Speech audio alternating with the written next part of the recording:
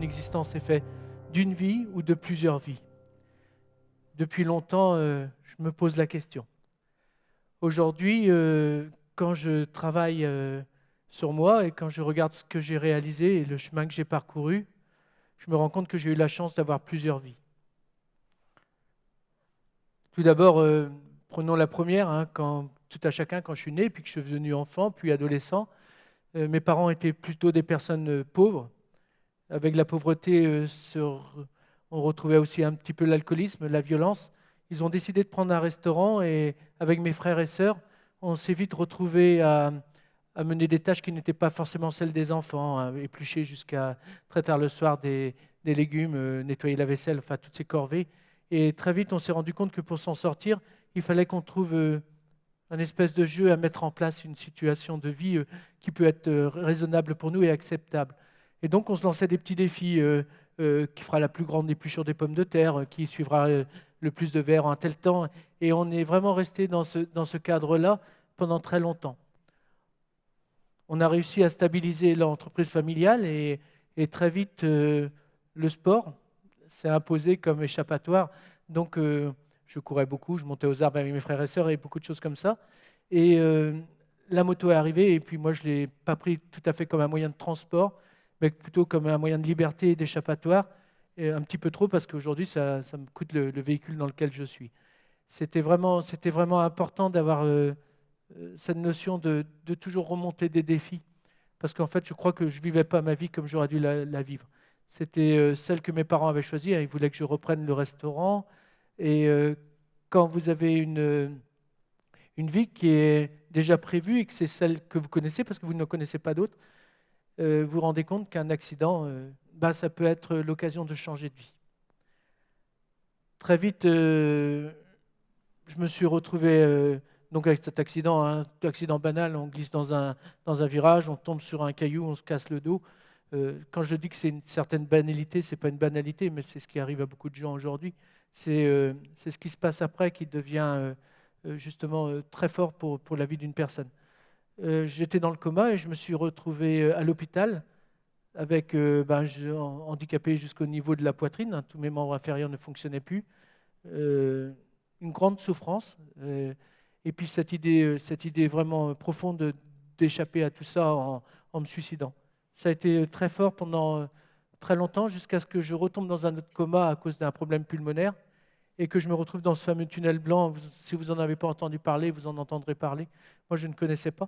Et c'est vrai qu'à ce moment-là, on se retrouve dans une situation dans laquelle on est bien, mais on a juste pas un problème, parce que je ne vais pas appeler ça un problème, on se retrouve pas dans un cadre de jugement, mais plutôt dans une réalité de ce qu'on a réalisé dans sa vie. Et là, on se dit, qu'est-ce que j'ai fait? Qu'est-ce que je n'ai pas fait? Qu'est-ce que j'aurais dû faire? Et j'ai vraiment eu l'impression d'avoir le choix, moi qui voulais mourir, soit de passer de l'autre côté, ou soit de rester et de repartir avec l'idée d'avoir des plus grands bagages, parce que je n'avais pas grand-chose à montrer ce jour-là. Je suis parti en me disant, il faut que je vive. Et ça a été vraiment un ressort ou un tremplin pour repartir dans la vie. Et ça a été comme une nouvelle compétition de vie, hein. Je vis comme ça, j'ai toujours été habitué comme ça. Mais la seule chose, c'est que je ne voulais plus vivre que pour moi. Je me suis dit, si je veux vivre, si je veux me retrouver à nouveau dans ce tunnel blanc-là avec quelque chose, il faut que je vive pour moi, avec les autres et pour les autres. C'était vraiment quelque chose de très important pour pouvoir avoir une raison d'être là. Ensuite, vient tout ce qui peut se mettre en avant dans la vie d'une personne handicapée, hein. Comment je vais m'en sortir? Donc, le premier combat, ça a été de réussir à tenir dans un fauteuil. Alors, très souvent, on prend le fauteuil comme quelque chose de difficile à accepter. Moi, je peux vous dire que sans lui, je serais très malheureux parce que je ne pourrais pas me déplacer. Donc ça, c'est déjà la première chose à accepter. Ensuite, de pouvoir avoir cette notion de perspective de vie. Qu'est-ce que je vais faire demain? Comment je vais m'en sortir? Et surtout, est-ce que je vais être quelqu'un? Ça paraît quelque chose de tout à fait anodin pour beaucoup d'entre nous, mais se dire, est-ce que je vais être quelqu'un? C'est parce que je ne savais pas du tout ce qui allait m'arriver. Je me suis retapé comme j'ai pu, hein, ça a été, comme vous voyez, ça va aujourd'hui. Et je me suis dit, je vais prendre mon facteur sport, hein, c'est le seul que j'avais comme communication réelle avec le reste de la population, de mes contemporains. et j'ai décidé de faire du tennis de table, mais j'ai décidé de le faire vraiment, comme je dis, avec cette notion de le faire avec les autres et pour les autres. Et en fait, avoir un résultat positif pour moi aussi, bien évidemment. Le tennis de table, je suis devenu euh, international de tennis de table, donc je joue à un grand niveau, hein, en national 1 française, et puis au niveau international dans beaucoup de niveaux hauts, hein, qu'on appelle l'équipe de France, mais voilà, pas l'équipe de France réelle, mais enfin pas loin. Et je me suis rendu compte qu'à travers ce sport, hein, à travers ces voyages sur le territoire national et international, en fait, ce qui m'intéressait le plus, c'était les rencontres. En fait, je me suis bien rendu compte que ce n'était pas un avion qui nous emmenait en voyage, c'est les personnes qu'on rencontrait. Et je peux vous assurer que j'étais très riche là-dessus parce que j'ai rencontré des personnes exceptionnelles dans ma vie. C'était vraiment très, très important à ce niveau-là. Et de pouvoir partager à travers le monde avec des cultures différentes, des envies différentes et avec ces valeurs, ça a été très important et très enrichissant. Donc j'avais quand même que 22 ans lors de mon accident et ce qui a été vraiment important aussi, c'était l'entourage. Souvent on oublie, on pense à la personne handicapée, on oublie son entourage. Pour ma femme, hein, donc mon amie à ce moment-là, elle a été là avant l'accident, pendant l'accident et après l'accident. Et dans une reconstruction, on veut aussi construire une famille parce que c'est naturel. Et donc très vite, on a voulu avoir des enfants. Et là, on s'est retrouvé à nouveau dans une nouvelle compétition de vie parce que, comme je vous ai dit, hein, je suis handicapé jusqu'au niveau de la poitrine. Donc tous les organes sexuels, tout ce qui pouvait avoir cette facilité pour avoir des enfants dans un cadre naturel, on ne l'avait pas. Et donc, pour aller très vite, on s'est rapproché de la solution bébé éprouvette. Mais je rends un hommage aux accompagnants aujourd'hui parce que on a essayé 15 fois avec ma femme, 15 fois dans l'attente, dans cette espèce de vie qui pouvait continuer après nous, mais surtout aussi ça ratait, hein, c'était difficile et cette persévérance qu'elle a eue, j'ai trouvé ça génial. Donc je lui rends hommage aujourd'hui. Et je me rends bien compte que c'est quelque chose qui nous a apporté, parce que j'ai 3 enfants et je suis même grand-père. Donc voilà, et c'était très important. Mais ce qui était aussi très important dans cette action, c'est de se rendre compte de ce qui était, comme je disais, futile dans la vie des personnes qui étaient dans une condition valide. Moi, mon obsession, c'était de pouvoir apprendre à mon enfant ou à mes enfants à faire du vélo. Ça paraît tout bête. Je sais que mon grand-père avait appris à mon père m'avait appris. C'est peut-être l'un des seuls moments où il y a eu justement cette force familiale, hein, et d'amitié qui nous restait. Et je me rappelle de sa main quand je suis parti pour la première fois en vélo. Et j'ai réussi à apprendre à mes enfants à faire des vélos. Et puis je suis devenu un professionnel parce que j'ai appris à la moitié de la commune à faire du vélo. C'était, je vous assure, quelque chose de merveilleux. Et ensuite, il nous fallait une maison. Et donc, comme je voulais participer à tout, j'ai fait un petit peu l'imbécile et je me suis retrouvé à nouveau à l'hôpital parce que je me suis fait un escar en faisant du plâtre ou je ne sais quelle action. Mais c'était complètement différent et je me suis rendu compte de la richesse que ça apportait de faire des choses ensemble. Je me suis retrouvé à l'hôpital et j'ai dit, mais attends, là, ça vaut quand même le coup, hein, tes enfants sont là, ta femme est là, tes amis sont là, et tu as quand même créé quelque chose. Et je trouvais que c'était ça, cette force-là. Et j'ai vraiment eu l'impression, et ce n'est pas qu'une impression, c'est vraiment quelque chose de réel, qu'on pouvait créer sa vie de par nos actions et qu'elles étaient importantes et que tous les jours on peut faire quelque chose d'important pour pouvoir se retrouver dans cette situation-là. Je reviens sur le sport, hein, donc j'étais international et j'ai préparé la Jordanie, hein, j'avais un tournoi international là-bas, donc il faut dire que c'est à peu près 3 mois d'entraînement assez intensif et durant ces 3 mois-là, un coup de fil à la maison et on me demande de participer aux élections en étant sur une liste. Je ne sais pas pourquoi, je dis d'accord, enfin si je sais pourquoi. Je dis mais je veux être tête de liste. En fait, à travers tous mes voyages, à travers ce que je faisais, j'ai toujours remarqué qu'on utilisait un petit peu l'handicap comme un faire-valoir, comme une bonne action. Ça veut dire qu'on me remettait des médailles, mais on ne se rendait pas compte que derrière, il y avait toute la vie de la personne handicapée. Et souvent, un maire, hein, je peux très peu parler des maires parce que je suis maire, mettait une médaille et c'était la bonne action de la journée, et puis après parler de sa salle polyvalente ou de son programme politique. Et là, je me suis dit, non, si tu vas aux élections, il est très important que ce soit toi qui donnes les médailles et que tu parles des choses jusqu'au fond. Et c'était très important Donc je me propose à être tête de liste. Ils me rappellent, ils me mettent tête de liste et je deviens maire de ma commune. C'était quelque chose qui était important parce que ça me donnait deux choses, la possibilité de m'exprimer, mais aussi une responsabilité par rapport aux autres maires et aux autres personnes en fauteuil. On est très peu en France. Je crois qu'on est 3 ou 4 personnes en situation de handicap, au moins paraplégiques. Donc ça donnait une responsabilité de réussite qui était vraiment très importante. Le travail de maire, c'était quelque chose que je ne connaissais pas du tout. C'était encore un petit cadeau de la vie, là. Et donc, j'ai fait comme pour le tennis de table, j'ai fait comme quand j'étais enfant. J'ai travaillé très dur pour connaître tous les dossiers et pour connaître un petit peu toutes les structures je dirais, politiques que je ne connaissais pas du tout. Avec mes administrés et les personnes qui travaillent avec moi à la commune, on a travaillé sur les valeurs avant de travailler sur des projets. Qu'est-ce qu'on faisait là, pourquoi on était là et comment on peut faire quelque chose de bien ensemble.